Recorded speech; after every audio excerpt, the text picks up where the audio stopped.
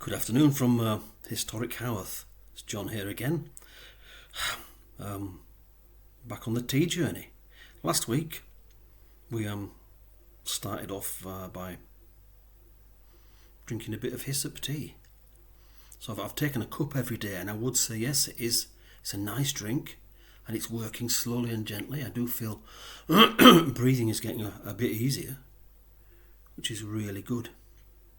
Really good, but it's a safe tea to drink, and also it works slowly and gently. So just if you do have chest problems and or embedded phlegm and you want an expectorant that isn't made by a company, just get yourself some hyssop tea.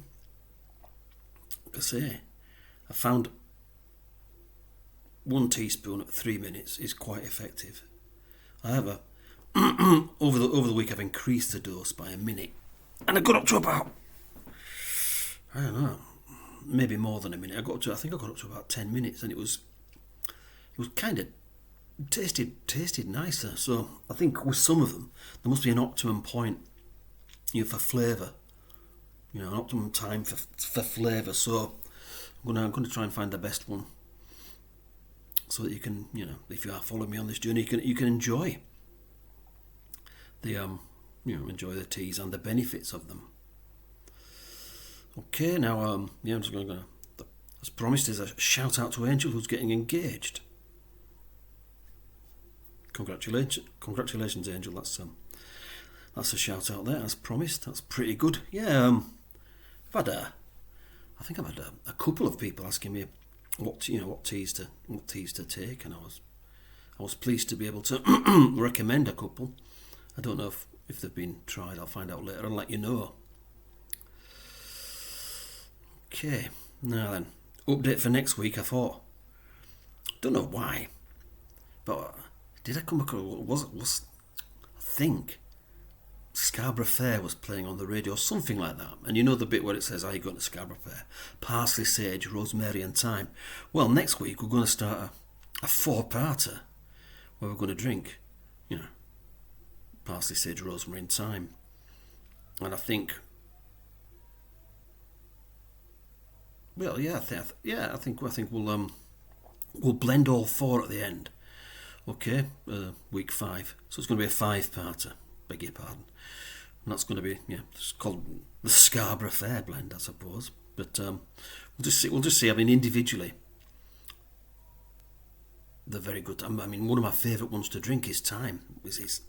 I won't say too much about it, but it's got a really tough, strong, astringent kind of feel to it, taste to it. But it's like nettle. It's doing you good, and you do feel cleaner inside after taking it.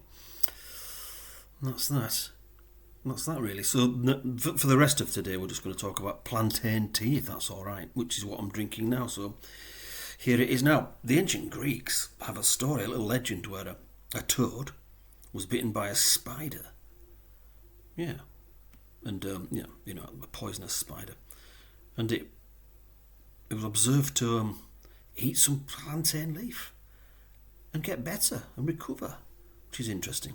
Also, my colleague Kane, who is going to join us for the coffee tasting things, is a big fan of spiders. I think he owns a number of quite dangerous spiders, but it's by the by. But I'm sure if he wants to, and anyone's interested, leave some comments if you are.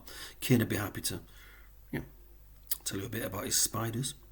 Okay, and then the American Indians also tell a story about a dog that was bitten by a rattlesnake and was noticed to ingest, it was in great agony apparently, and then it was noticed to ingest some plantain roots, and as with the toad, it got better. I think the American Indians, my research doesn't actually tell me which tribe, but the real Americans, they call it rattlesnake root or snake root. So that's really good, or snake weed. Any of the above, I think they're all interchangeable. Anyway, I'm just going to have a taste. So this is plantain. As you can see, it's quite a. I think I managed to get the transparent cup. It's actually for coffee. It's It's cool on the outside, but it keeps the drink warm. So anyway, I'm going to have my first taste of. This is actually my very first taste of plantain tea. Now it's kind of smoky. It's a bit like a bit of quite a bit of smokiness, like a lapsang souchong almost, and then a little bit of astringence, like thyme. It's like a cross between lapsang souchong and thyme. Would you believe? But yeah, it's that's nice. Well, that's quality. Now then, before I tell you what I'll tell you what he does. Right, there's so many. There's a huge list of things. In fact, I got things the wrong way around because my research suggests that if you've got a bit of a chest cold, take plantain first, and that'll dry up the mucus, and then have the hyssop, and that'll remove the mucus. But like I said, I got it the wrong way around. So I think as I take my I'm going to have a plantain every day, and then a couple of hours later, I'm going to have a hyssop and see what happens. See if it, see how my lungs are by the end of next week. I'll update you. So anyway, to what it actually does, there's a huge list. It's a blood cleanser. It'll cleanse your blood, which we all need. Don't want dirty blood, to be honest. Right, and also it's a cold reliever. It will relieve colds. The first sign of a cold. Apparently, this is the one to go for. Apparently, it's like a. It's like a, like a kind of herbal version of the those sip drinks that you would buy. It's also a deobstructant, interesting word, which means exactly what it says in it. It removes obstructions, and that's fine. That's fine. It's good. It's good. And it's talking about mucus, that kind of obstruction, I think. Now then, interestingly, it's also good for fungal infections, including candida, which that they do talk a lot about, don't they? As like some kind of horrible thing that you can get. But anyway, it will deal with fungal infections. Also, and don't laugh, but for some of this does cause people to be amused. Hemorrhoids. You can either have put a couple of tea bags in a bath. Honestly, put a couple of tea bags or teaspoonfuls in a bath, and deal with the varicose veins in your nether regions that way, or have a cup of tea. That's crazy. It's also very good for your lungs, mucus infections, and this is quite close to my heart. This one, prostate enlargement. Yeah, I had this thing a while ago. I lost loads of weight. To look at me now, you won't believe it, but I was very thin, and it was over a quick period of time. So they did this whole. It was really good. They did this whole thing. They gave me a sick note, so I didn't have to go to work, and which was good. And they did all these blooming tests, loads of tests, and the only thing they found was that my prostate was slightly bigger than it should have been. And I've been through all these horrible biopsies and all sorts of stuff. And I just decided, no, I'm not. It's so invasive and so painful. Yeah, and I've never found. My PSA has never been a real cause for concern, and I felt a bit like I was being experimented on a little bit because they tried this new technique, supposed to be less painful.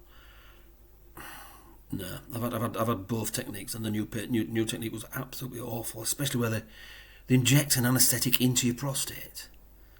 No, not horrible. Anyway, long story short, I decided, I would drink nettle tea, and